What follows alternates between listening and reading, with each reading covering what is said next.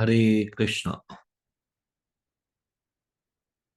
हम लोग श्रीमद् भागवतम के 11वें स्कंद के 29वें अध्याय से चर्चा कर रहे हैं, जिसका शीर्षक है भक्ति योग।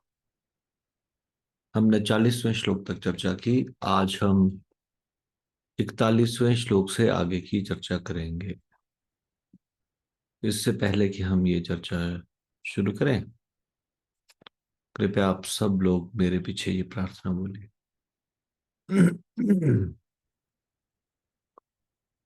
ओम नमो भगवते वासुदेवाय। ओम नमो भगवते वासुदेवाय। ओम नमो भगवते वासुदेवाय। नारायणं नमस्कृत्य नरं चैव नरोत्तमम् देवीं सरस्वतीं व्यासं ततो जयम् उदीरयेत्। नष्टप्रायेषु अभद्रेषु नित्यं भागवत सेवया भगवती उत्तम श्लोके भक्तिर्भवती नैष्ठिकी। कृष्णाय वासुदेवाय देवकी नंदनाय च नंदगोप कुमाराय गोविंदाय नमो नमः। मूकं करोति वाचालं पंगुं लंघयते गिरिं यत्कृपातमहं वन्दे परमानन्दमाधवम्। श्री चैतन्य ईश्वरम श्री गुरु दीनतारिणम। धन्यवाद।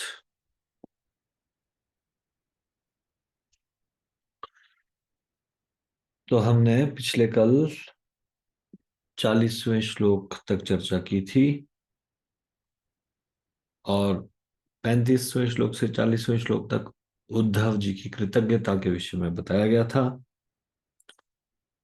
और कृतज्ञता व्यक्त करने के बाद 40वें श्लोक में उद्धव जी उनसे प्रार्थना करते हैं, मुझ शरणागत को आप उपदेश दें कि मैं किस तरह आपके चरणों के प्रति अनन्य अनुरक्ति पा सकता हूं। तो 41वें श्लोक से लेकर और 49वें श्लोक तक भगवान कुछ पर्सनल इंस्ट्रक्शन देते हैं उद्धव जी को।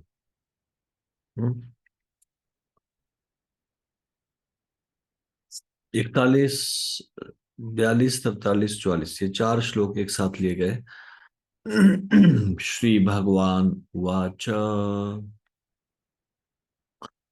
गच्छोद्धव मयादिष्टो बदर्याख्यं ममाश्रमम् तत्र मत्पादनिथोदे स्नानोपस्पर्शने शुचिः इक्षयाल्कनन्दाया विधूता शेषकल्मषः वसानो वल्कलान्यंग वन्य भुक्सुखनिःस्पृहा इति क्षुर्द्वन्द्वमात्राणां सुशीलः संयतेन्द्रियः शान्तः समाहित धिया ज्ञान विज्ञान संयुतः मत्तो अनुशिक्षितं यत्ते विविक्तमनुभावयन् मया वेशितवाक्चित्तो मधर्मा निरतो भव अतिव्रज गतिस्त्रो मामेष्यसि ततः परम। भगवान ने कहा, हे उद्धव, मेरा आदेश लो। मया आदिष्ट, तो भगवान एकदम से अभी निर्देश दे रहे हैं, take my order, this is my order. इससे पहले तो भगवान साधारण तौर पे बात कर रहे थे, इस प्रकार से करना चाहिए, ऐसा करना चाहिए, इस प्रकार से उपदेश दे रहे थे, और उनके उपदेश सभी के लिए थे। पर अभी विशेष करके उद्धव जी को डायरेक्ट ऑर्डर दे रहे हैं। It is not a request, request request नहीं कर रहे, हाँ, निर्देश दे रहे हैं, निर्देश। हम्म, इसीलिए भगवान जी जैसे ही कहते हैं, गच्छो उद्धव मया दिष्टो। गच्छ मतलब जाओ। हम्म, मया आदिष्टा मतलब मेरे आदेश से, या मेरा आदेश ये लो और जाओ। कहाँ जाओ? बद्रियाख्यम, बद्रिका नामक मेरे आश्रम में जाओ। मम आश्रमम, मम आश्रमम मतलब मेरा आश्रम है, उसका नाम है बद्रिका। बद्रिका नामक मेरा आश्रम है, तुम वहां जाओ। हम्म, और जाएंगे तो फिर क्या करेंगे? जाओ, जाके करना क्या है? तो फिर वहां बोल रहे हैं,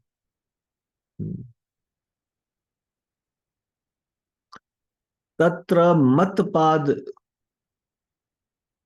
तीर्थ उदय स्नान। वहां पे मतपाद मतलब मेरे पैरों से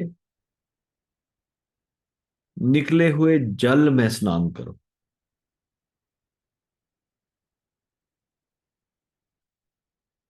तुम वहां के पवित्र जल को स्पर्श करना, और उसमें तुम वहां के पवित्र जल को जो मेरे चरणों से निकला है स्पर्श करना, तथा उसमें स्नान करके अपने को शुद्ध करना।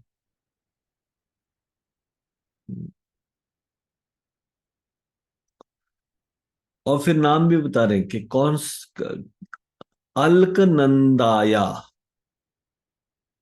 हम्म, अलकनंदा नदी के, तुम पवित्र अलकनंदा नदी के दर्शन से समस्त पापों से अपने को मुक्त करना।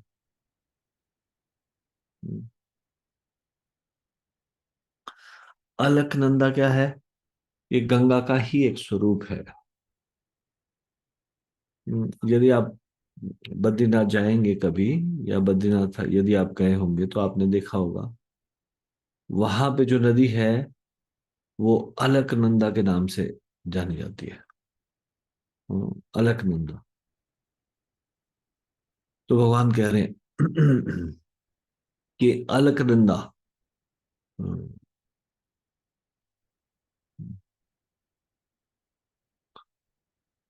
गंगा नदी जो बनती है वो दो नदियों के श- समावेश से बनती है। अ, मतलब इनके दो शीर्ष है, सिर, और फिर उसके बाद ये गंगा कहलाई जाती है। एक भागीरथी और एक अलकनंदा।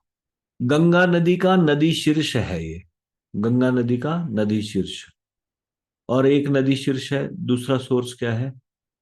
भागीरथी नदी। हम्म। अलकनंदा और भागीरथी मिलके गंगा नदी का निर्माण करती है। हम्म, भागीरथी का जो उद्गम स्थान है वो गौमुख है, गंगोत्री ग्लेशियर कहा जाता है। लेकिन तब तक वो गंगा नहीं कहलाई जाती, तब तक वो भागीरथी कहलाई जाती है।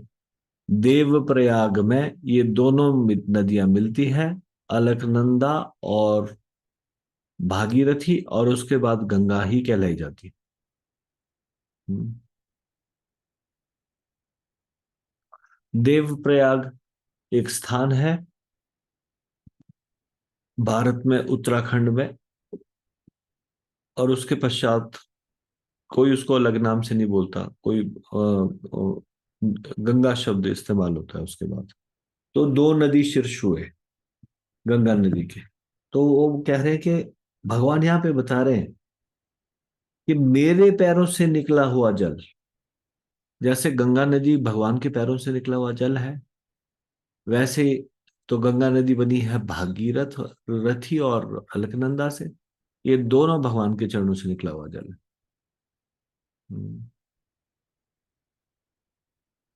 जैसे आपको मालूम है, जब अ, इस पृथ्वी पे लाई गई गंगा जी, तो फिर गंगा जी को ये भय हुआ कि जैसे ही मैं पृथ्वी पर गिरूंगी तो इस वेग से पृथ्वी छिन्न भिन्न हो जाएगी। फिर शिव जी को चुना गया, उनकी जटाओं में गंगा जी गिरी, और उसके बाद जब वो नीचे गिरी पृथ्वी पर, तो ये मुख्य धाराएं हैं, दो स्थान है। हम्म, अलकनंदा और भागीरथी।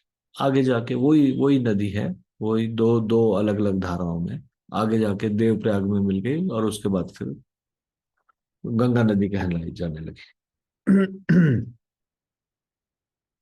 तो उन्होंने कहा कि वहां जाके तुम उस जल को स्पर्श करना, उसमें स्नान करके अपने को शुद्ध करना। ना केवल स्पर्श और स्नान से शुद्ध होते हैं, दर्शन से भी शुद्ध होते हैं, यहां पे पता चलता है। यहां भगवान कह रहे हैं कि तुम अलकनंदा नदी के दर्शन से अपने आप को समस्त पापों से मुक्त करना। यानी कि दर्शन मात्र से पवित्र होते हैं। और फिर वहां पे जाके क्या करना? वसाना वलकानी। वसाना होता है पहनना, और वलकानी मतलब छाल। तुम वहां पे वृक्षों की छाल पहनना,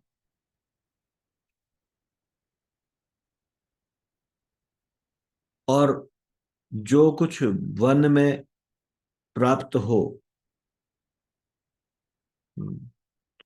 खाने की कोई भी चीज हो, फल फूल कंद मूल, भूख मतलब खाकर,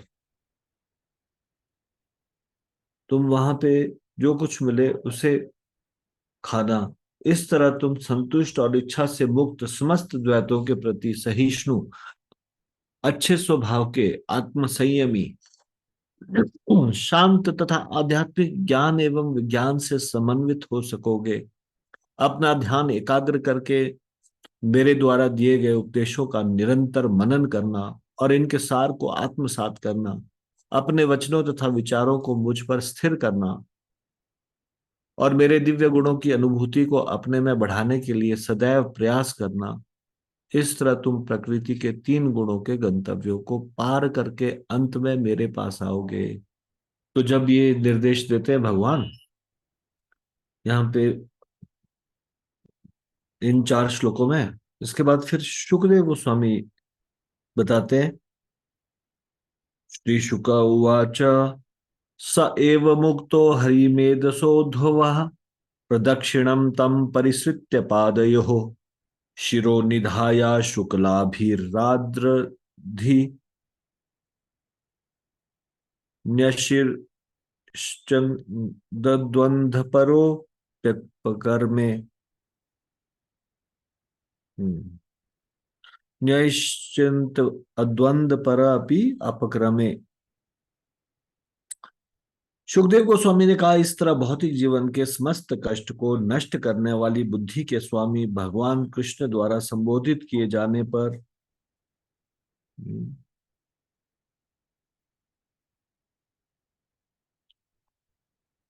श्री उद्धव ने भगवान की प्रदक्षिणा की, और तब भगवान के चरणों पर अपना सिर रखकर भूमि पर लेट गए। यद्यपि उद्धव सारे भौतिक द्वंद्वों के प्रभाव से मुक्त थे, किंतु उनका हृदय विदीर्ण हो रहा था, और विदा के समय उन्होंने अपने आंसुओं से भगवान के चरण कमलों को भिगो दिया। चरणों पे अपना माथा रखा और उसके बाद रोने लगे और चरण प्रक्षालन कर दिया भगवान का अपने आंसुओं से। उद्धव जी ने। हम्म। उनका हृदय विदीर्ण क्यों हो रहा था? क्योंकि भगवान का बिछुड़ने से डर रहे थे। हम्म, इसलिए दुख अनुभव कर रहे थे। हम्म, भगवान के आदेश का पालन करना था। हम्म, और कुछ कुछ उनको समझ में आ गया था कि भगवान अब कहीं अपनी लीला समाप्त ना कर रहे हो। सदुश्चजस देह वियोग कातरो न शक्नुवंस्तं परिहातुमातुरः पृच्छं ययो मूर्धनि भर्तृपादुके विभन्नमस्कृत्य ययो पुनः पुनः। जिनसे उद्धव का अटूट स्नेह था, उनसे बिछुड़ने से अत्यधिक डरे हुए वे किंकर्तव्य विमूढ़ हो गए और वे भगवान का साथ छोड़ नहीं पाए। अंत में अत्यंत अत्यधिक विषाद का अनुभव करते हुए उन्होंने बारंबार भगवान को नमस्कार किया और अपने स्वामी के खड़ाओं को सिर पर रखकर वहां से प्रस्थान कर गए। तात्पर्य श्रीमद् भागवत के अनुसार तीसरे स्कंद के चौथे अध्याय के 5वें श्लोक में बताया गया, जब उद्धव बद्रिकाश्रम जा रहे थे तो उन्होंने भगवान की प्रभास यात्रा के विषय में सुना। पीछे मुड़कर और कृष्ण के पीछे पीछे जाकर उन्होंने देखा कि यदुवंश के विनाश के बाद भगवान अकेले थे। जब भगवान ने पुनः कृपा करके मैत्रेय के साथ, जो अभी अभी पहुंचे थे, उपदेश दिया तो उद्धव को लगा कि उनका सत्य ज्ञान जागृत हो उठा है और तब भगवान के आदेश से वे अपने रास्ते पर आगे बढ़ गए। ये ये प्रसंग पहले भी आ चुका है, तीसरे स्कंद के अम, चौथे अध्याय का 5वां श्लोक, चौथा अध्याय। अ, विदुर का मैत्रेय के पास जाना। हम्म। तो वहां पे शॉर्ट में बताया था सुखदेव गोस्वामी ने, अ,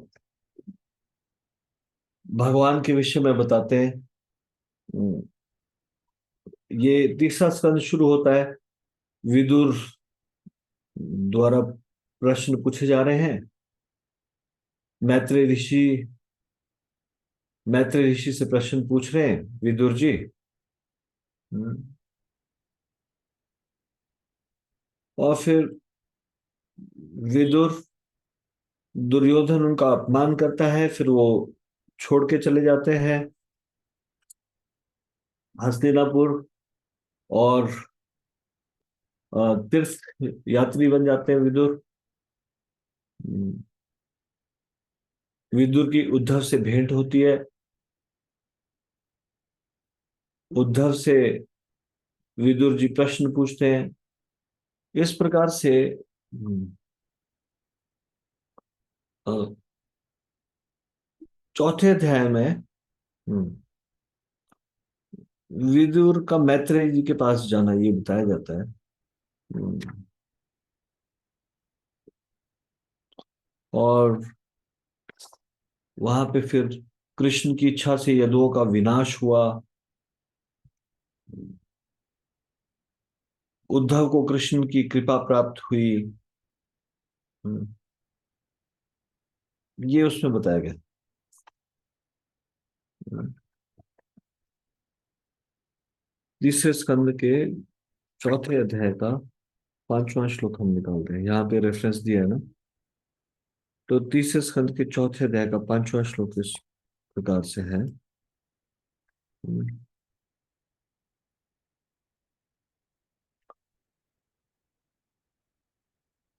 हे विदुर, वंश का विनाश करने की उनकी इच्छा जानते हुए भी मैं उनका अनुसरण करता रहा, क्योंकि अपने स्वामी के चरण कमलों के बिछोह को सह पाना मेरे लिए संभव न था। इससे पिछले श्लोक में, चौथे श्लोक में बताया गया, भगवान उनके कष्टों का विनाश करते हैं जो उनके शरणागत हैं। अतः जब उन्होंने अपने परिवार का विनाश करने की इच्छा की, तो उन्होंने पहले ही बद्रिकाश्रम जाने के लिए मुझसे कह दिया था।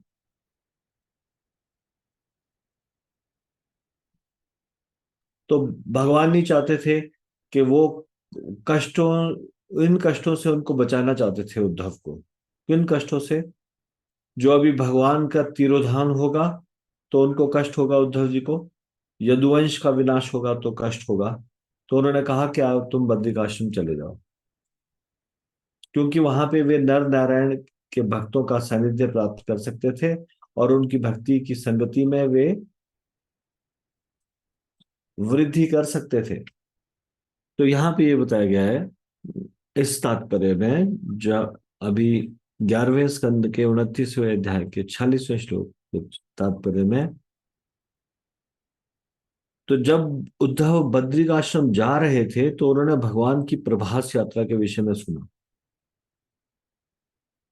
तब वो पीछे मुड़े, कृष्ण के पीछे पीछे जाकर उन्होंने देखा कि यदुवंश के विनाश के बाद भगवान अकेले थे। जब भगवान ने पुनः कृपा करके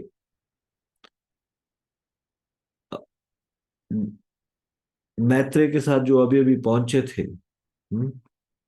भगवान ने पुनः कृपा करके उपदेश दिया, तो उद्धव को लगा कि उनका सत्य ज्ञान जागृत हो उठा, और तब वह भगवान के आदेश से वे अपने रास्ते पर आगे बढ़ गए। ठीक है। हाँ।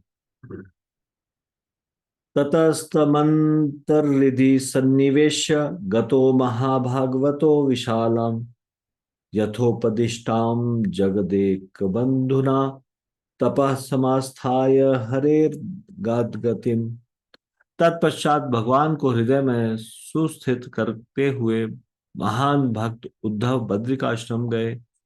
वहां पर तपस्या में रत होकर उन्होंने भगवान के निजी धाम को प्राप्त किया, जिसका वर्णन ब्रह्मांड के एकमात्र मित्र स्वयं कृष्ण ने उनसे किया था। तात्पर्य: श्री विश्वनाथ चक्रवर्ती ठाकुर के अनुसार श्री उद्धव वैकुंठ स्थित द्वारका लौट आए।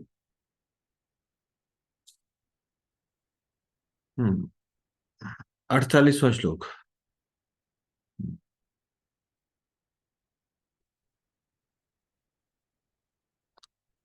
या एतदानंद समुद्र संभृतम ज्ञानामृतम भागवताय भाषितम कृष्णेन योगेश्वर सेवितांघ्रिणा सच्छ्रद्धया सेव्य जगद विमुच्यते।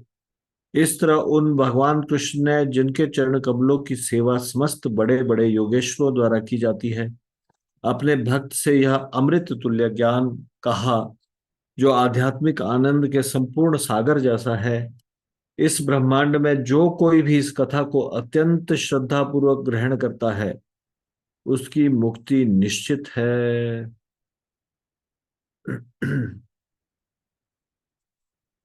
कौन कह रहे हैं? सुखदेव गोस्वामी कह रहे हैं। हम्म,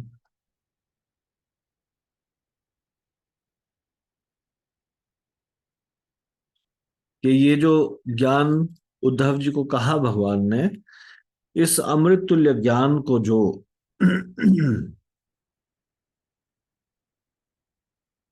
अत्यंत श्रद्धा पूर्वक सुनता है, उसकी मुक्ति निश्चित है।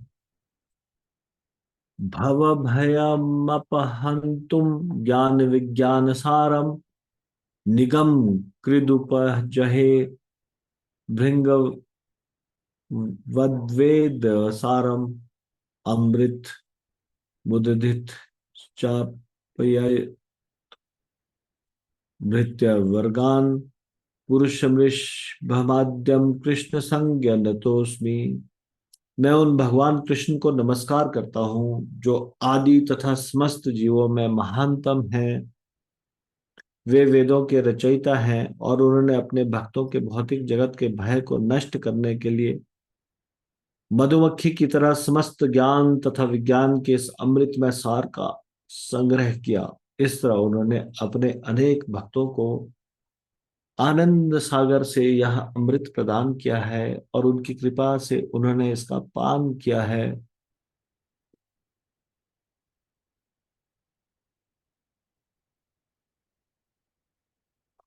तो भगवान ने युद्धव जी से ये जो सार कहा, अमृतमय सार, ये भक्तों के भौतिक जगत के भय को नष्ट करने वाला है। इस तरह उन्होंने अपने अनेक भक्तों को आनंद सागर से यह अमृत प्रदान किया और उनकी कृपा से उन्होंने इसका पान किया। तात्पर्य, जिस तरह मधुमक्खी फूल को क्षति पहुंचाए बिना अमृत चूस लेती है,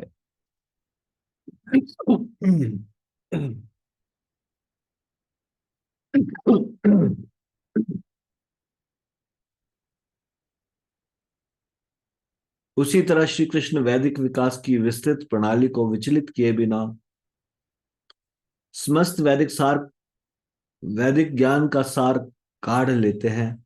दूसरे शब्दों में श्री कृष्ण स्वयं को वैदिक ज्ञान का लक्ष्य स्थापित करते हैं। वे प्रारंभिक निकृष्ट विधियों को जो स्थूल भौतिक व्यक्तियों पर लागू हो तनिक भी विनष्ट नहीं होने देते। श्री सुखदेव गोस्वामी समस्त ब्रह्मांड के गुरु भगवान श्री कृष्ण को नमस्कार करते हुए समापन करते हैं। तो ये अध्याय यहाँ पर समाप्त होता है। इस प्रकार श्रीमद् भागवत के 11वें स्कंद के भक्ति योग नामक 29वें अध्याय के श्रील भक्ति वेदांत स्वामी प्रभुपाद के विनीत सेवकों द्वारा रचित तात्पर्य पूर्ण हुए।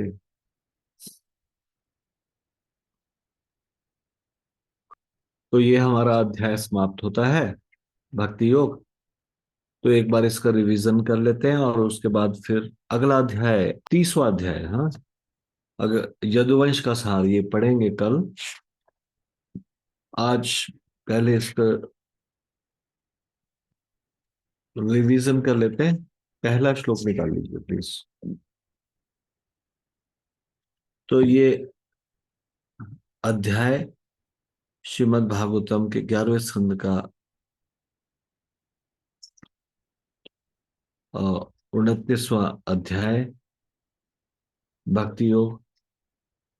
ये शुरू होता है उद्धव जी के वचनों से।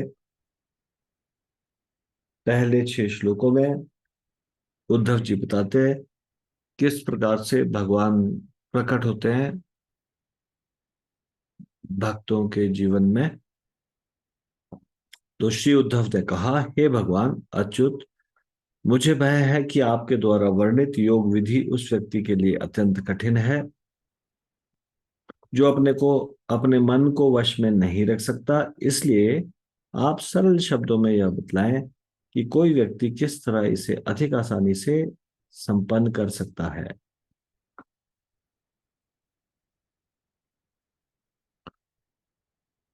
हे कमल नयन भगवान, सामान्यतः जो योगीजन मन को स्थिर करने का प्रयास करते हैं उन्हें समाधि की दशा पूर्ण कर पाने की अपनी अक्षमता के कारण निराशा का अनुभव करना पड़ता है।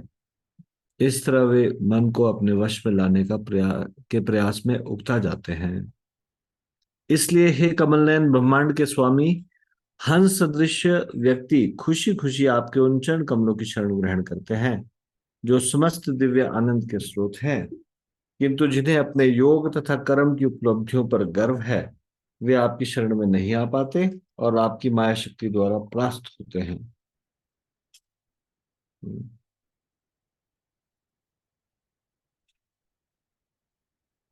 हे अच्युत प्रभु, यह आश्चर्य की बात नहीं है कि आप अपने उन सेवकों के पास घनिष्ठता पूर्वक जाते हैं जिन्होंने एकमात्र आपकी शरण ले रखी है।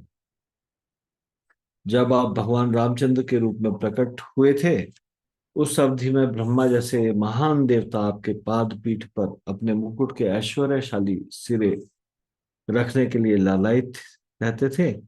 तब आपने हनुमान जैसे बंदरों पर विशेष स्नेह प्रदर्शित किया क्योंकि उन्होंने एकमात्र आपकी शरण ले रखी थी। मतलब ये एक रहस्य वाली बात बता रहे हैं उद्धव जी कि भगवान भी आकर्षित होते हैं, भगवान उनके पास जाते हैं। किनके पास? अनन्य शरणेषु, जिन्होंने अनन्य शरण ग्रहण की हो। अनन्य शरण ग्रहण करने का क्या मतलब है? किसी और पे निर्भर नहीं, केवल कृष्ण के ऊपर निर्भर रहना। हम्म? भगवान के ऊपर निर्भरता, और किसी के ऊपर निर्भरता नहीं। अनन्य शरण का कोई एग्जाम्पल दे सकते हो आप शास्त्रों से? सोचिए और बताइए। अनन्य शरण जिसने ग्रहण की हो भगवान की, ऐसा कोई उदाहरण?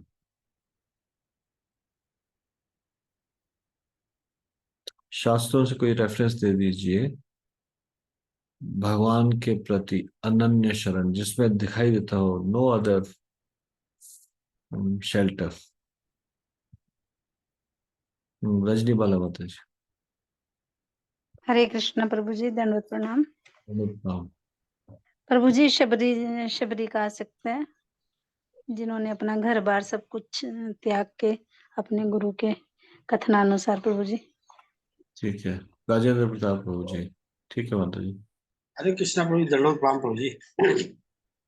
प्रभु जी प्रहलाद महाराज जी का है। हरे कृष्ण प्रभु जी। ठीक है सोनल माता जी। हरे कृष्ण प्रभु जी, दंडवत प्रणाम। वेलकम। प्रभु जी, सुदामा का आ सकता है, जो इतनी दीनहीन अवस्था में भी किसका? भगवान के ऊपर। आवाज कट गई थी। सुदामा जी का प्रभु जी आ सकता है, जो हाँ, इतनी ठीक दीन है। अवस्था में भी भगवान के ऊपर निर्भर थे पूरी तरह। ठीक है। लीला त्रिवेदी माता जी। हरे कृष्ण प्रभु जी, दंडवत प्रणाम। दंडवत प्रणाम। विभीषण जी कह सकता है प्रभु जी, उन्होंने रावण की जो उनके असेंबली को छोड़ के भगवान की शरण में चले गए थे। हाँ हाँ। और कृष्ण की अनन्य शरण। ठीक है। शक्तिवती माता जी। हरे कृष्ण प्रभु जी, दंडवत प्रणाम। प्रभु जी, गजेंद्र का आ सकता है, कष्ट में थे तो पूरी तरह भगवान पर निर्भर थे। हम्म। बाद में हो गए थे, शुरू में तो नहीं थे। आ, बाद में जब कुछ नहीं बन पाया तो फिर उन्होंने भगवान की शरण ग्रहण की। ठीक है। राजू प्रभु जी। हरे कृष्ण प्रभु जी, दंडवत प्रणाम। हरे कृष्ण प्रभु जी, दंडवत प्रणाम। महारानी कुंती प्रभु जी। हरे कृष्ण। महारानी कुंती। धन्यवाद। दुर्गा शर्मा माता जी। हरे कृष्ण प्रभु जी, मेरा भाई प्रभु जी। मीराबाई। ठीक है। सरिता चौहान माता जी। हरे कृष्णा प्रभु जी, दंडवत प्रणाम। प्रभु जी, मेरा भी आंसर था जो माता जी ने बोला। हरे कृष्णा प्रभु। हम्म, जिनका आंसर पहले बोल चुका कोई, उनको हाथ नीचे करना है ना। गगन पांडे प्रभु जी। हरे कृष्णा प्रभु जी, धन्यवाद प्रभु जी। प्रभु जी, शिला हरिदास ठाकुर प्रभु जी। हरिदास ठाकुर। बहुत बढ़िया। माधव प्रिया माता जी। हरे कृष्ण प्रभु जी, दंडवत प्रणाम। महाराज ध्रुव का आ सकता है प्रभु जी? ध्रुव जी बाद में हो गए थे। ठीक है। हाँ ठीक पहले है। तो नहीं थे। हरे कृष्ण प्रभु, दंडवत। श्री दुबे माता जी। हरे कृष्णा प्रभु जी, दंडवत प्रणाम। प्रभु जी यही आंसर हमारा था, लेकिन फिर भी दूसरा प्रभु जी बता दे रहे। प्रभु जी द्रौपदी का आ सकता है? किसका? द्रौपदी का। जी नहीं, वो तो द्रौपदी का तो बिल्कुल भी नहीं आ सकता। अनन्य शरण ना होने के कारण पहले इधर से सहायता मांगी, उधर से मांगी, फिर बाद में जाके समझ में आई। हाँ, जी ये प्रभु। चीज द्रौपदी के लिए, ये चीज के लिए जरूर बोलते हैं कि देखो भगवान ने सहायता नहीं की तब तक। पहले कृपाचार्य, द्रोण, भीष्म पितामह किस किस से सहायता मांगी? अपने पतियों से सहायता मांगी।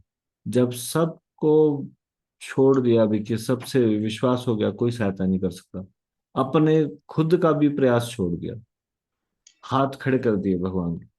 फिर भगवान, फिर अनन्य शरण ग्रहण की।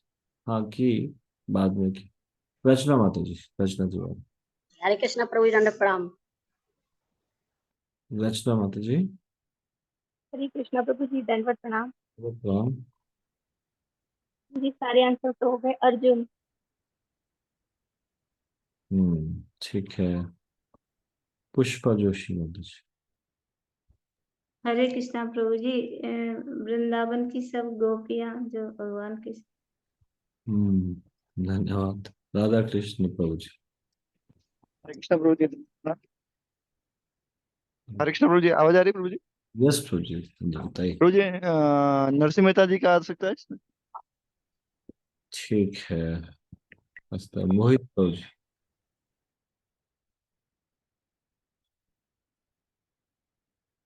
मोहिनी मोहन माता जी। हरे कृष्णा प्रभु जी, दंडवत प्रणाम। प्रभु जी, हनुमान जी का बोल दिया किसी ने? नहीं। हनुमान जी। हरे कृष्णा प्रभु जी। गीता माता जी।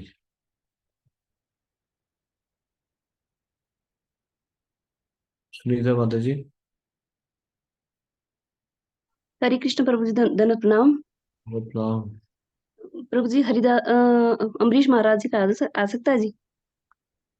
जी आ सकता है, धन्यवाद। हरे कृष्ण प्रभु जी, दंडवत प्रणाम। दीपेश प्रभु जी। हरे कृष्णा प्रभु जी, दंडवत प्रणाम। प्रभु जी, कोलावेचे श्रीधर। ठीक है, धन्यवाद। मैं अभी सब लोगों को म्यूट कर रहा हूँ।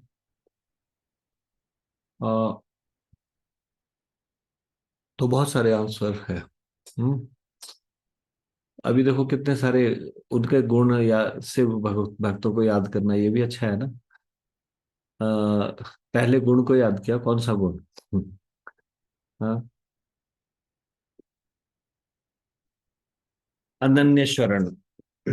भगवान की शरण जिन्होंने ली।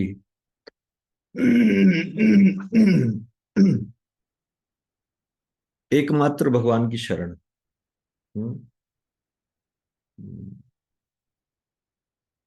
ऐसे गुणों को याद करके फिर उन भक्तों को याद करो, कौन कौन से भक्त थे जिन्होंने इस प्रकार से भक्ति की या ऐसे एकमात्र शरण ली, भगवान की एकमात्र शरण। तो यहाँ पे उद्धव जी कह रहे हैं कि जो एकमात्र शरण लेता है आपकी, आप घनिष्ठता पूर्वक उनके पास जाते हैं।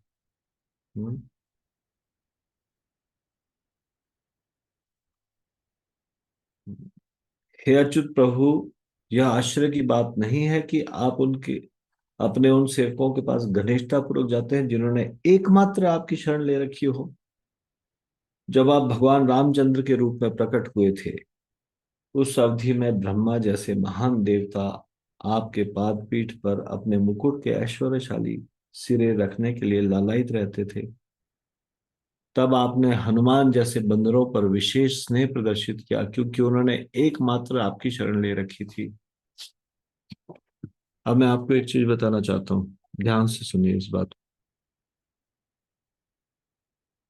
जब हम कृष्ण को छोड़ के और कोई भी उपाय करते हैं ना, अन्य देवी देवताओं के पास जाते हैं सुरक्षा के लिए।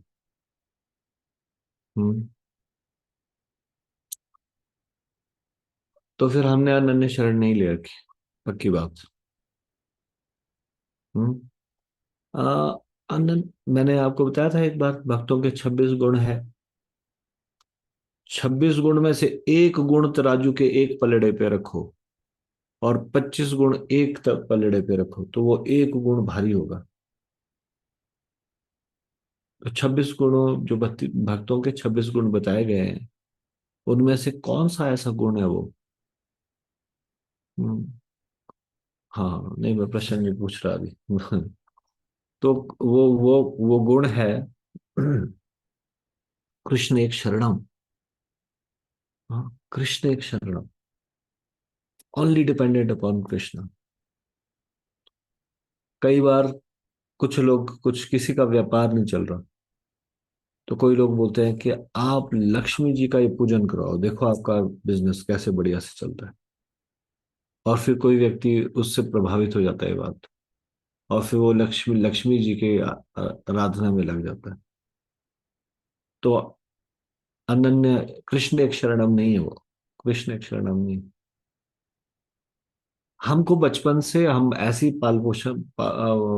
हमारा पालन पोषण हुआ है और ऐसे ही हमने सीखा है, सरस्वती जी की पूजा करो विद्या ग्रहण करने के लिए, लक्ष्मी जी की पूजा करो लक्ष्मी प्राप्त करने के लिए। लेकिन लेकिन ये तरीका नहीं है, this is not the proper way. या फिर वैष्णव ऐसा नहीं करते, या चलो करते हैं लेकिन वो वैष्णव नहीं है प्रॉपर ढंग से। हम्म वो कभी शाक्त बन जाते हैं, शक्ति के उपासक, कभी शैव बन जाते हैं, शिव जी के उपासक। तो क्या दुर्गा देवी को प्रणाम नहीं करना? करना है। शिव जी को प्रणाम नहीं करना? बिल्कुल करना है। फिर क्या करना है? कृष्ण की भक्ति मांगनी है उनसे, कोई कोई कोई उनके ऊपर निर्भरता नहीं रखनी। कृष्ण एक शरण मतलब only dependent upon Krishna, only dependent upon Krishna. जो कृष्ण के भक्त है उनको यदि धन के लिए भी प्रार्थना करनी है, मान लीजिए कोई बहुत ही अभावग्रस्त है, तो भी कृष्ण से, विद्या के लिए प्रार्थना करनी है तो भी कृष्ण से। नो सरस्वती मंत्र, नो लक्ष्मी मंत्र। अब आप खुद अपने आप को देख लीजिए, आप तराजू में तोल के। हाँ, जब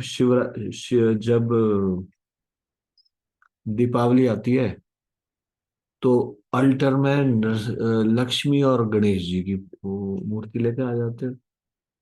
मैं एक भक्त को जानता हूँ दिल्ली में, तो ऐसे तो उनका अल्टर बड़ा अच्छे से वैष्णव तरीके से, जैसा आचार्य उनको बताया वैसा अल्टर था बिल्कुल। कुछ दिनों के लिए मेहमान आते रहते थे उसमें 9 दिन नवरात्रे में देवी जी आ जाती थी अल्टर में। और फिर जब क्या कहते हैं ये होता था, दीपावली होती थी, तब वो आ जाते थे लक्ष्मी गणेश जी, तो बोलते थे नहीं ये भी जरूरी है, ये भी पूजा करना पड़ता है, तभी लक्ष्मी, तभी बिजनेस ठीक चलता है, समृद्धि रहती है। कृष्ण एक शरणम नहीं है भैया, ये कृष्ण एक शरणम नहीं है। Krishna Krishna is very very possessive, you know. Possessive समझते हो आप? जो एक अधिकार रखता हो अपने भक्तों के ऊपर। जैसे जैसे किसी देश के प्रधानमंत्री से किसी की जान पहचान है, और उसको वो दिखाई दे के वो चपरासी की चाटुकारिता कर रहा है, तो उसको लगेगा अरे पागल व्यक्ति, तुम मुझे जानते हो, तुम मेरे पास आके ये कह सकते हो, तुम क्यों जा रहे हो नीचे के लोगों के पास? हम्म कृष्ण को भी ऐसे लगता है। किस बात से ऐसा प्रूव होता है कि कृष्ण को ऐसा लगता है? इस बात से प्रूव होता है जब सारे के सारे ब्रजवासी इंद्र की पूजा करने जाते हैं, तो कृष्ण को ये बात हजम नहीं होती। कृष्ण सबके प्रिय है, कृष्ण सबको सुलभ है, कृष्ण सबसे प्रेम करते हैं। और कृष्ण फिर कैसे तर्क वितर्क करते हैं उनको? वो बोलते हैं क्यों क्यों जा रहे हो, क्यों आप इंद्र को साल में एक बार क्यों पूजा करते हो इंद्र की?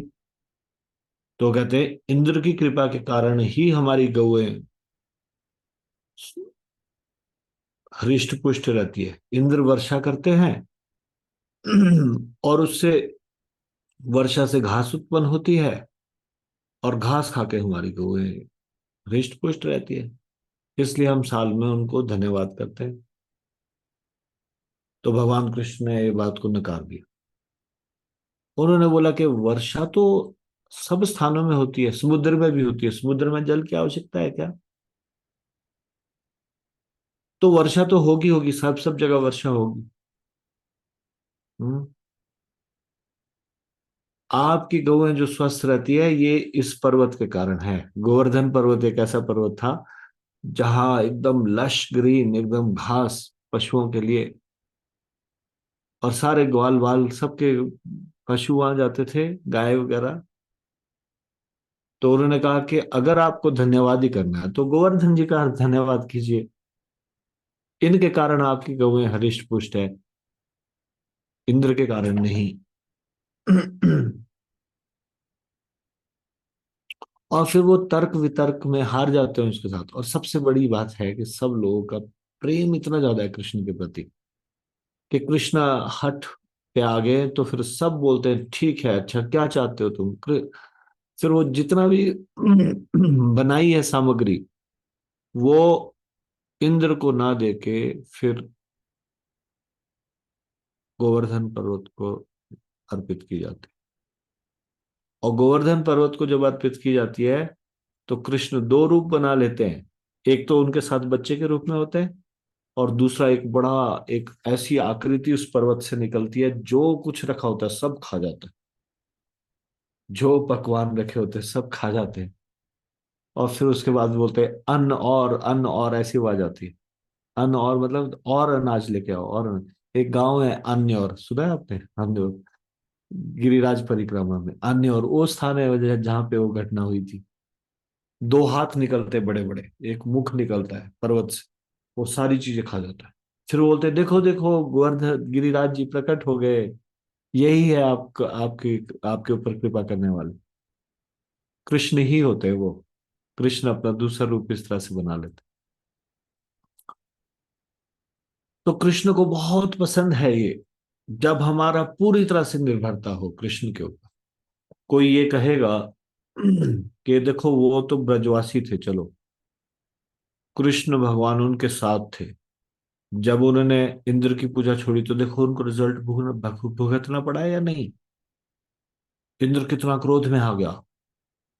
कृष्ण थे तो आ, बच गए। हम अगर ऐसा करेंगे, मान लो सबको थोड़ा प्रसन्न ही रखेंगे, कृष्ण को ही प्रसन्न करेंगे, तब ये सारे हमारे पीछे पड़ गए तो, और फिर हमारे को कृष्ण आएंगे क्या बचाने के लिए। वहां तो कृष्ण आ गए थे। ऐसा कोई बोल सकता है? आपको क्या लगता है इस विषय में, आपका क्या विचार है?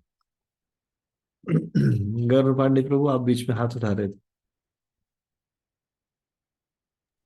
नहीं नहीं प्रभु जी, वो एक्चुअली गलती से उठ गया था, सॉरी प्रभु जी, हरे कृष्णा प्रभु जी। अच्छा चलो, मैं ये प्रश्न है आप सब लोगों से, अगर मैं ये तर्क दूं कि हमको तो भाई सबको ठीक करके रखना है, गणपति उत्सव भी कर लेंगे हम, नवरात्रि भी कर लेंगे, क्या पता गणपति जी नाराज हो जाए, क्या पता दुर्गा जी नाराज हो जाए, शिवरात्रि भी कर लेंगे, शिव जी, सब लोग खुश रहने चाहिए।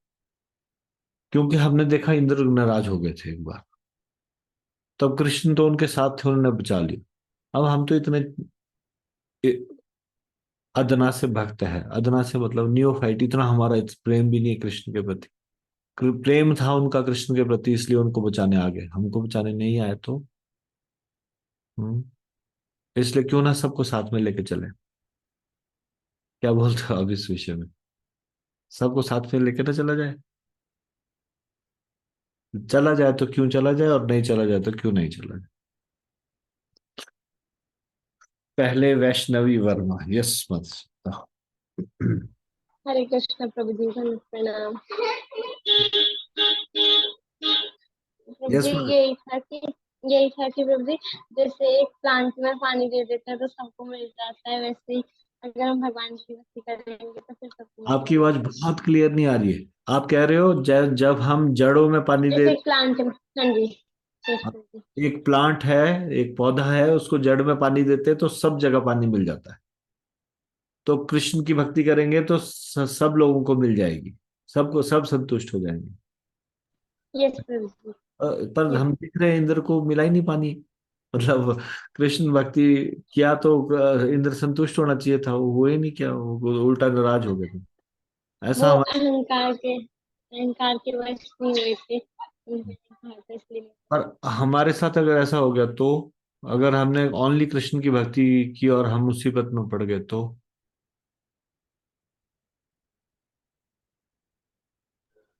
सॉरी प्रभु जी, हरे कृष्ण प्रभु जी। गगन पांडे प्रभु जी बताओ। हरे कृष्णा प्रभु जी, धन्यवाद जी। धन्यवाद प्रणाम। प्रभु जी, भगवद गीता 18.66 में भगवान कहते हैं माम एकम शरणम व्रज, कि केवल मेरी शरण में आओ, एकमात्र मेरी शरण में आओ। और उसके बाद लास्ट में कहते हैं माँ एक शुचा, लास्ट में रीअश्योर करते हैं, कहते हैं माँ शुचा डरो नहीं, मतलब कोई चिंता वाली बात नहीं है। हरे कृष्ण प्रभु जी। हम्म मतलब एकमात्र मेरी शरण में आओगे तो कोई चिंता नहीं है, कोई कुछ नहीं बिगाड़ सकता। जी जी जी प्रभु जी। अच्छा, मोहिनी मोहन माता जी, आपको क्या कहना है? हरे कृष्णा प्रभु जी, दंडवत प्रणाम। प्रभु जी, शरणागति की 6 विधाओं में से एक विधा है कि रक्षयिष्यति इति विश्वासो। तो जिन्होंने भगवान की अनन्य शरण ली है तो उनको विश्वास होता है कि भगवान पग पग पे उनकी रक्षा करेंगे। यदि कोई बुरा कुछ अच्छा भी नहीं हो रहा है तो वो उसमें भी भगवान की कृपा ही समझते हैं, और हर चीज में भगवान की ही कृपा समझते हैं। जैसे प्रभु जी प्रहलाद महाराज जी को उन्होंने कभी रक्षा करने के लिए प्रार्थना भी नहीं की, फिर भी भगवान ने उनको हर कदम पे सुरक्षा प्रदान की। हरे कृष्णा प्रभु जी, धन्यवाद प्रणाम। और प्रभु जी, एक ही साधे सब साधे, सब साधे सब जाए। हरे कृष्णा प्रभु जी, धन्यवाद प्रणाम। ठीक है, धन्यवाद। और कोई कुछ बोलना चाहते हैं इस विषय में? अनम्यूट करके बोल सकते हरे कृष्णा प्रभु जी, हरे कृष्ण हो। राजेंद्र प्रताप प्रभु, बोलिए। हरे कृष्णा प्रभु जी, दंडवत प्रणाम प्रभु जी। जैसे प्रभु जी भगवद गीता में भगवान ने स्वयं कहा है अर्जुन से कि सर्वधर्मान् प्रतिज्ञा माम एकम शरणं व्रज अहम त्वं सर्वपापेभ्यो मोक्षयिष्यामि मा शुचा। तो भगवान ने तो इतनी बड़ी गारंटी दे दी है जीव को कि अगर तुम मेरी शरण में आ जाते हो तो मैं तुम्हें सब पापों से मुक्ति दिला दूंगा, डरो मत।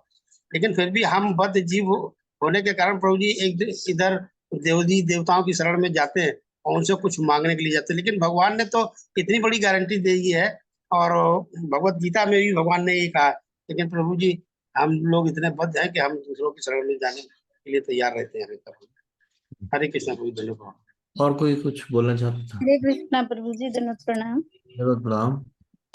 प्रभु जी, भगवान भगवत गीता में भी ये बोलते हैं कि प्रति जान ही कौनते ना में भक्त परिणश्यन्ति। हे कुंती पुत्र, जो मेरी शरण ग्रहण करता है उसका इस लोक में तो क्या बाद में भी विनाश नहीं होता। भगवान इतनी बड़ी गारंटी ले रहे हैं यहाँ पे भी और मृत्यु के पश्चात भी। तो प्रभु जी, कितना सुंदर सुंदर सौदा है भगवान के साथ। प्रभु जी, मैंने तो खुद इस चीज को महसूस किया है। भगवान के जो शरणागति हो जाते हैं ना, भगवान ऐसे संभालते हैं जैसे माँ अपने बच्चे को गोदी में संभालती है ना। प्रभु जी, कष्ट जरूर आएंगे पर भगवान की जो छाया है, प्रेम रूपी जो भगवान का हाथ है, वो इस प्रकार से हमारी सहायता करता है जैसे माँ अपने बच्चे को आंचल से समेट लेती है ना। तो भगवान इसी प्रकार से अपने भक्तों को करते हैं। परीक्षा तो जरूर लेते हैं प्रभु जी भगवान, परंतु जब कहते हैं ना भगवान की, अगर तूने सब, तू मेरे नाम में तो मैं तेरे काम में, तू अपने काम में तो मैं अपने धाम में। तो भगवान, वो भगवान का गुणगान करने के लिए प्रभु जी शब्द भी नहीं है। हरे कृष्णा प्रभु जी। हरे कृष्णा प्रभु जी, दंडवत प्रणाम। प्रणाम। प्रभु जी, हमें भगवान की शरणागति में रहेंगे तो जिस तरह बिल्ली का बच्चा अपनी माँ पर निर्भर रहता है, जहां मर्जी ले जाती है उसको, वो आंखें बंद करके पड़ा रहता है, उसी प्रकार हमें भी अपनी आंखें बंद करके रहना चाहिए भाई। भगवान के ऊपर निर्भर रहना चाहिए, उनकी शरणागति में रहना चाहिए प्रभु जी। और ऐसा नहीं जैसे बंदर का बच्चा होता, वो बंदर वो अपनी माँ के छाती से लिपटा रहता, मगर उसको कुछ पता नहीं लगता कब गिर जाओ। वो देवी देवताओं की पूजा के समान है प्रभु।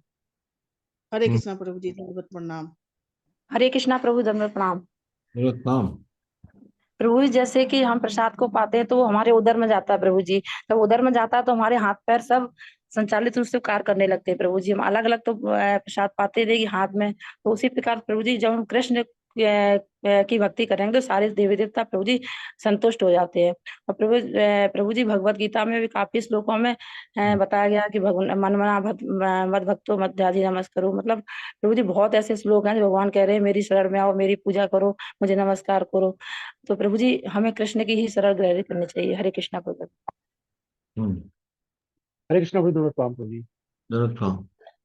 अभी सबसे पहले तो आपको गुरु परंपरा को साधुवाद है कि आप सबकी कृपा से हमको हमारा जो सबसे बड़ा इल्यूजन था वो ही हटाया है कि जैसे बोलते ना एते चांस कला पुरुष कृष्णस्तु भगवान स्वयं। जब हम भक्ति में आए नहीं थे तो प्रभु जी हम ही होते थे, तो बोलते थे पहले गणेश जी की पूजा करो, जय गणेश करो, उसके बाद फिर ओम जय जगदीश करो, फिर लक्ष्मी जी करो, फिर अगर कुछ छूट जाता था, अरे ओम नमः शिवाय छूट गया तो पहले इनको प्रसन्न कर लो, अरे अब तो दुर्गा माता जी टूट जाएंगे तो उनको भी कर लो। तो प्रभु जी पता नहीं कितनी आरतियां करते करते हमारे घंटों निकल जाते थे। परंतु प्रभु जी आपकी शरण में आके और पूरा वैष्णव एटीएच पाने के बाद तो पता चला कि कृष्ण तो भगवान स्वयं, केवल भगवान कृष्ण ही है और उनके अलावा कोई नहीं है, यानी कि इस संसार में हमारी रक्षा करने वाला। इसके अलावा प्रभु जी एक छोटा सा एग्जांपल है, जैसे कि जैसे दिल्ली है, दिल्ली के अंदर इतने सारे जोन्स हैं, तो एक एक जोन का पर्टिकुलर एक एसएचओ होता है। तो उस एसएचओ उस पर्टिकुलर लिमिटेड एरिया के लिए ही उसके पास पावर्स होती है, बट जो कमिश्नर ऑफ पुलिस होता है उसके पास पूरी दिल्ली की अथॉरिटीज होती है। तो इंद्र उसी समान है, जैसे कि भगवान ने उसको अपने एक पूरी सृष्टि का एक छोटा सा इंचार्ज दे रखा है। तो जब हमें पता है कि हमारी कमिश्नर ऑफ पुलिस के साथ अच्छी खासी जान पहचान है और हमारे रिश्ते बहुत अच्छे हैं, तो हम एसएचओ के पास अपनी समस्या ले जाने के बजाय डायरेक्ट हम अगर कमिश्नर ऑफ पुलिस से अगर वो करें इंटीमेट, तो मेरे हिसाब से वो ज्यादा बेटर तरीका है। तो उसके अलावा किसी के पास जाने की रिक्वायरमेंट नहीं है। प्रभु जी भगवान हमें हर प्रकार से शक्ति देते हैं, हमें जरा सा भी चिंतित होने की आवश्यकता नहीं है किसी भी परिस्थिति में। हरे कृष्णा और हरे हरे कृष्णा प्रभु जी, कलावती माता, दंडवत प्रणाम। एक मिनट जरा, पहले कलावती माता। हरे कृष्णा प्रभु जी, दंडवत प्रणाम। सॉरी प्रभु जी अगर त्रुटि हो जाए। प्रभु जी आपसे ही कुछ सुना है ना कि जैसे 33 करोड़ देवी देवता है, तो हम अपनी इस जिंदगी में कितनों को प्रसन्न करेंगे, ये हमारे लिए पॉसिबल नहीं है। कभी कोई अगर हम चेष्टा भी करें तो सबको प्रसन्न नहीं कर सकते हैं। फिर आप हमेशा एग्जाम्पल देते हैं ना कि देवता लोग जो हमें देते हैं ना, वो ये सोच के नहीं देते हैं कि हमारे लिए क्या सही है। इसका इसको आप माने बताते हैं कि एक केमिस्ट और डॉक्टर की तरह, भगवान की जो भक्ति एक डॉक्टर की तरह है। जो डॉक्टर होता है वो जो हमारे लिए सही है वही बताता है, ना कि वो दवाई लिख देता है। लेकिन केमिस्ट क्या, उसको अपने पैसे की जरूरत है, बस हम उसे पैसे दिए, उसे हमारे लिए क्या अच्छा है क्या बुरा वो नहीं सोचता है, बस दवाई दे देता है। लेकिन भगवान जानते हैं कि हमारे लिए सही क्या है, वो वही देते हैं जो सही। इसीलिए हमें भगवान की भक्ति माने भगवान की शरण ही ग्रहण करनी चाहिए, अन्य देवता। हरि हरे बोल। हरे बहुत कृष्णा प्रभु जी, दंडवत प्रणाम। बहुत प्रणाम। प्रभु जी हमें भगवान कृष्ण पे इसलिए भी निर्भर रहना चाहिए कि 5.29 में भगवान कहते हैं कि भुक्तारम यज्ञ तपसाम सर्वलोक महेश्वरम, कि मुझे ही सभी यज्ञों का तपस्याओं का भुगता जानो और सभी लोगों का स्वामी मैं ही हूँ। सुहृदम सर्वभूतानाम ज्ञात्वा माम शांति मृच्छति, और सभी जीवात्माओं का मैं स्वामी हूँ, और जो ये मुझे इस प्रकार से जानता है वो परम शांति को प्राप्त करता है। तो इस तरह से भगवान कृष्ण पर ही निर्भर रहना चाहिए प्रभु जी, क्योंकि वो सभी चीजों के स्वामी है, सभी जो भी इस संसार में, सभी ब्रह्मांड में जो भी चीजें हैं। हरे कृष्ण प्रभु जी, दंडवत प्रणाम। हरे कृष्णा प्रभु जी, दंडवत प्रणाम। प्रभु जी इसको ऐसे समझ सकते हैं कि जैसे भगवान परम ईश्वर हैं और उन्होंने ही शक्ति दी है देवताओं को भी कार्य करने के लिए। और भगवान खुद ये भगवत गीता में बताते हैं कि मैंने ही शक्ति दी है। लेकिन जो देवी देवताओं की डायरेक्टली पूजा करते हैं वो गलत प्रोसेस है। वो पूज मुझे ही रहे हैं, वो मेरे ही उपासना कर रहे हैं, लेकिन वो गलत प्रोसेस से कर रहे हैं। तो प्रभु जी भगवान खुद ही कहते हैं कि मुझे ही पूर्ण समर्पण करो। ओके, ठीक। हरे कृष्णा प्रभु जी, दंडवत प्रणाम। विक्रांत बुशहरिया प्रभु, आपकी बात रह गई थी उस समय। हाँ जी, हरे कृष्णा प्रभु जी, दंडवत प्रणाम। प्रभु जी जैसे मैं एक ही उदाहरण देना चाहूंगा प्रभु जी, कि वो व्यक्ति मूढ़ है जो अभी तक कृष्ण भगवान को नहीं जानता है, वो देवता की शरण में जाते हैं। मतलब अभी श्री कृष्ण भगवान है तो इसका मतलब हम श्री कृष्ण भगवान को जानते ही नहीं है अगर कोई देवता की शरण में जाता है, क्योंकि वास्तव में वही है आधार, प्रकृति को वही चला रहे हैं। तो यही उदाहरण है प्रभु जी। हरे कृष्णा। हरे कृष्णा। हरे कृष्ण प्रभु जी, दंडवत प्रणाम। पूनम माता जी। जी प्रभु जी भक्त का तो एक ही उद्देश्य होता है, राखे कृष्ण मारे के, मारे कृष्ण राखे के, जो इच्छा तुम्हारा। प्रभु जी हम तो अपना उदाहरण देखते, प्रभु जी पहले मैं शिव की पूजा करती थी बहुत ज्यादा, पर विराट रूप प्रभु की जो क्लास अटेंड की तो उन्होंने कहा, बताया कि माता जी कोई इसमें संशय था प्रभु जी की ऐसा तो नहीं शिव जी नाराज हो जाए, कितनी वर्षों से पूजा करते चले आए हैं। तो उन्होंने कहा नहीं माता जी, आपको शिव जी ने मिला दिया है कृष्ण से। तब से प्रभु जी बिल्कुल कृष्ण एव शरणम हो गए प्रभु जी। जब भी मंदिर से निकलते तो उनको धन्यवाद जरूर करते हैं कि प्रभु आपने भगवान कृष्ण से मिला दिया प्रभु जी। इसके अलावा कोई इच्छा नहीं किसी से मिलने की, न किसी देवी देवता पास जाने की। हरे कृष्णा, धन्यवाद, प्रणाम। दंडवत प्रणाम। प्रभु जी दंडवत प्रणाम। हाँ, दंडवत प्रणाम माता जी। ब्रह्म संहिता में एक वर्ष है, मुझे याद नहीं है, उसमें ऐसा है कि यत् पाद पल्लवम युग्यम विनिधाय कुंभध्वंदे प्रणाम समयेन जनादि राजा विघ्नम यंतुम आलम यस्य जगत्रयस्य गोविंदम आदि पुरुषम तमहम भजामि। उसमें ये लिखा है कि जब कोई भक्त मेरे पास आता है कुछ मांगने के लिए, तो मैं भी भगवान कृष्ण से ही लेके उनको देता हूँ। ऐसा है प्रभु जी। हरे कृष्णा प्रभु जी। हरी हरी बोल। माता जी बता रहे ब्रह्म संहिता में ब्रह्मा जी कह रहे हैं, ब्रह्मा जी कह रहे हैं ना कि जब कोई मेरे पास आता है कुछ मांगने के लिए तो मैं भी कृष्ण से लेके ही उनको प्रदान करता हूँ। मतलब मेरे पास जो भी कुछ है वो कृष्ण का ही दिया हुआ है। ऐसा। और भी कोई है कुछ? हरे कृष्ण प्रभु जी, धन्यवाद हरे प्रणाम कृष्णा प्रभु प्रभु जी धन्यवाद। हाँ जी, दंडवत प्रणाम। यस यस माता जी। प्रभु जी एक और पॉइंट ये ऐड करना था जी। कि जो वास्तविक कष्ट है जन्म ऋतु जरा व्याधि, उनसे केवल भगवान ही मुक्त कर सकते हैं। देवी देवता स्वयं भी इससे मुक्त नहीं है, वो हमें इस कष्ट से नहीं बचा सकते। हरे कृष्णा प्रभु जी धन्यवाद प्रणाम। ठीक। हरे हरे कृष्ण कृष्ण। प्रभु जी, धन्यवाद। हाँ जी, हरे कृष्णा। प्रभु जी भगवान भगवद गीता में 7.7 में कहते हैं कि मत्ता परतरम नान्यत् किंचित् अस्ति धनंजय मयि सर्वम इदं प्रोक्तम सूत्र मणिगणा, कि सभी जो चीजें जगत में है सब भगवान पे ही आधारित हैं। इसमें देवी देवता भी भगवान पे ही आधारित हैं। तो देवी देवताओं को हम लोग भगवान को तुष्ट कर देते हैं तो देवी देवता प्रभु जी अपने आप तुष्ट हो जाते हैं। ये प्रभु जी भगवान 7 चैप्टर में आगे 26 में भी कहते हैं कि अंतवंतु फलम तेषाम तद भवति अल्पमेधसाम, कि जो देवी देवताओं की शरण में जाते हैं उनकी अल्प मेधा होती है, और देवी देवताओं के द्वारा दिए गए जो भी चीजें होती हैं वो क्षणिक होती हैं, वो कम समय के लिए होती हैं। और जी भागवतम में भी आता है 12th कैंटो के 13 चैप्टर के फर्स्ट श्लोक में कि यम ब्रह्म वरुणेन्द्र रुद्र मरुतस्तुन्वन्ति दिव्यैस्तवै वेदै संगपदक्रम। मतलब इसमें बेसिकली यही कहा जाता है कि जितने भी देवी देवता हैं सब भगवान को जो है दंडवत करते हैं, ऐसा। हरे कृष्ण प्रभु जी। धन्यवाद। और उपासना थी प्रिय माता जी, आप भी आपने कुछ अनम्यूट कर रहे थे। हरे कृष्ण प्रणाम प्रभु जी। मैं 11th कैंटो के 5th चैप्टर से 41 श्लोक प्रभु जी कोट कर रही थी, जिसमें प्रभु जी बताया गया है कि जिसने अन्य समस्त कार्यों को त्याग कर श्री मुकुंद श्री कृष्ण की शरण ग्रहण कर ली है, वह ना तो किसी का ऋणी है। उसमें प्रभु जी देवताओं और साधु सामान्य जन अन्य परिजन इस तरह से प्रभु जी हुए। देवर्षि भूतात्व पितृनाम न किंकरो ईचा राजना सर्वज्ञ शरण्यम गतो मुकुंद परिहत्य कर्तम। हरे कृष्ण प्रभु। बहुत बढ़िया, धन्यवाद। रचना माता जी, यू वांट टू हरे से? प्रभु जी दंडवत प्रणाम। प्रणाम। मैं ये कहना चाह रही थी, जिसने नारायण की शरण ले ली है उसे अलग से कुछ करने की जरूरत नहीं, क्योंकि सारे देवी देवता भी भगवान के ही रिप्रेजेंटेटिव हैं। ये भी वही सब देंगे जो भगवान से लेकर हमें देंगे, इसलिए हमें इनसे डरने की जरूरत नहीं है। और कृष्ण भक्ति गहले सर्व कर्म कृत होए। ठीक है, धन्यवाद।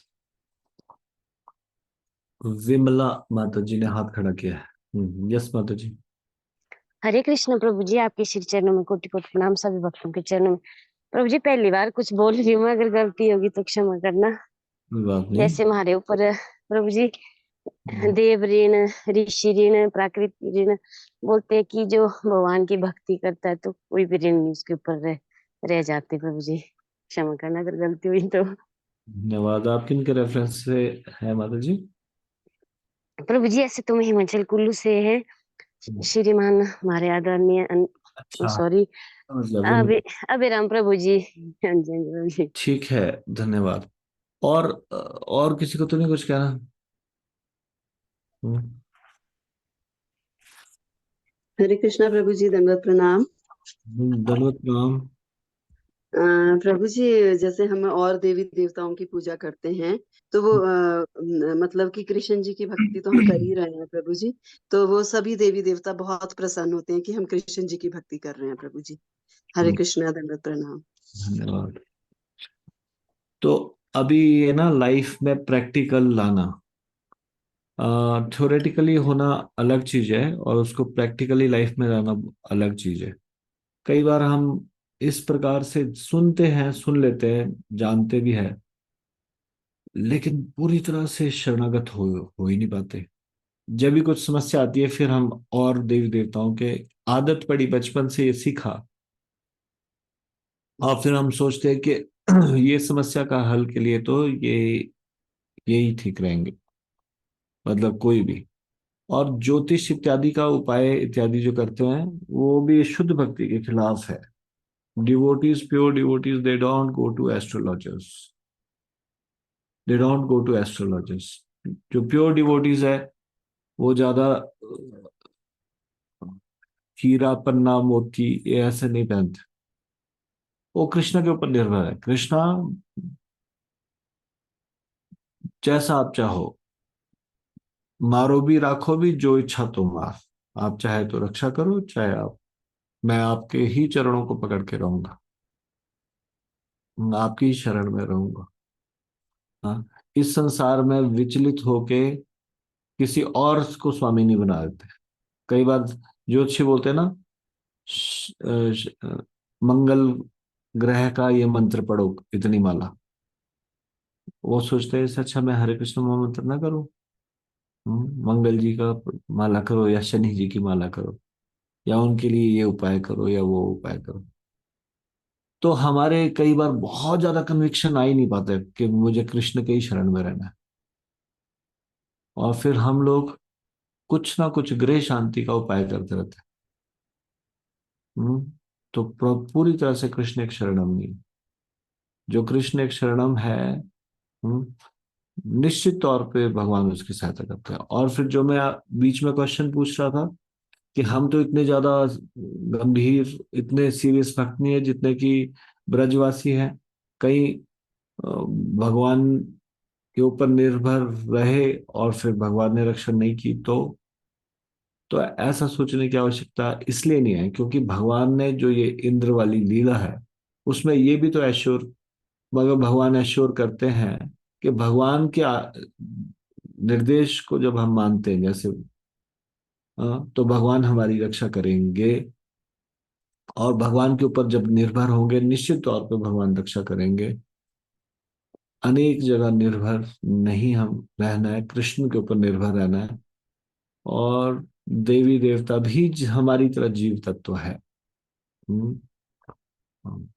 तो इसलिए इस प्रकार से नहीं बन जाना है कि कभी किसी भगवान जी से कुछ हमारी इच्छा की पूर्ति के लिए मांग रहे। इच्छा की पूर्ति के लिए भी अगर मांगना है तो भी कृष्ण से ही मांगना है। ये चीज को सीखना पड़ेगा, ये वाली चीज। अगर कृष्ण के की विशेष कृपा चाहते हैं, कृष्ण का अनन्य भक्त बनना चाहते हैं, तो ये चीज सीखना पड़ेगा, सब चीजें कृष्ण से। ठीक है, तो इसको यहीं पे मैं विराम दूंगा। आज की चर्चा में से यदि आपका कोई प्रश्न है या कोई टिप्पणी है तो कृपया हाथ खड़ा कीजिए। हाँ, रीना त्रिवेदी माता जी, यस माता जी बोलिए।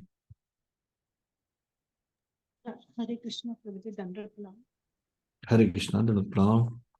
प्रभु जी, आपने ऑर्डर की बात कही है बीच में, तो प्रभु जी जैसे विष्णु भगवान है तो उनके साथ लक्ष्मी जी हो, जैसे राधा रानी होना कृष्ण के साथ जरूरी है, वैसे लक्ष्मी जी जरूरी है विष्णु जी के साथ, और नरसिंहदेव भगवान के साथ भी लक्ष्मी जी रखना चाहिए प्रभु जी, तो हमें नहीं रखना चाहिए प्रभु जी?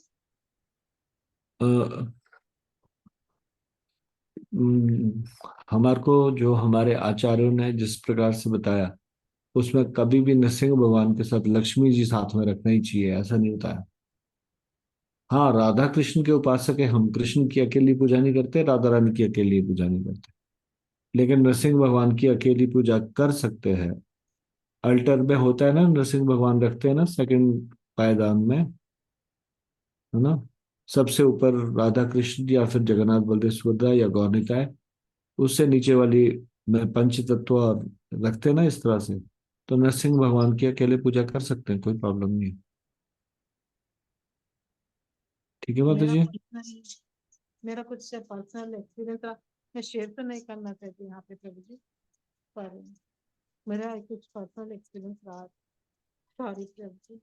ठीक है, Thank you. पर्सनल एक्सपीरियंस क्या रहा कि लक्ष्मी जी की पूजा साथ में होनी चाहिए। पूजा करके मैं पूजा नहीं करती उनकी सेपरेटली कोई, पर रखती हूँ उनको साथ में नरसिंहदेव भगवान। तो ऐसा रखें तो कोई हर्जा भी नहीं है। मैं कोई पूजा नहीं करती। जैसे जैसे मैं आपको बताता हूँ, मायापुर में नरसिंह भगवान जी और प्रहलाद महाराज है, पर आई थिंक दिल्ली में लक्ष्मी जी भी और प्रहलाद जी भी, ऐसा है ना शायद। कोई कोई कोई मुझे करेक्ट करेगा, दिल्ली में क्या है, दोनों है। यस प्रभु जी। कृष्ण प्रेसिडेंट यस प्रभु जी, लक्ष्मी नरसिंह। लक्ष्मी जी भी और लक्ष्मी नरसिंह जी भी यस और प्रभु, यस प्रभु, यस प्रहलाद प्रभु, महाराज यस भी। प्रभु। तो रीना, लक्ष्मी लक्ष्मी नरसिंह देव जी को। प्रहलाद महाराज भी है ना, है साथ में। यस प्रभु, प्रहलाद महाराज जी का मैंने इतना वो नहीं किया है, पर हैं प्रहलाद महाराज भी, लेकिन लक्ष्मी नरसिंह देव जी तो हैं वहाँ पे। तो रीना माता जी, अगर लक्ष्मी जी भी रखी हो तो कोई समस्या नहीं, कंपल्सरी नहीं है, कंपल्सरी नहीं है। जी थैंक यू सो मच प्रभु जी। हरे कृष्ण। धन्यवाद, धन्यवाद। धन्यवाद।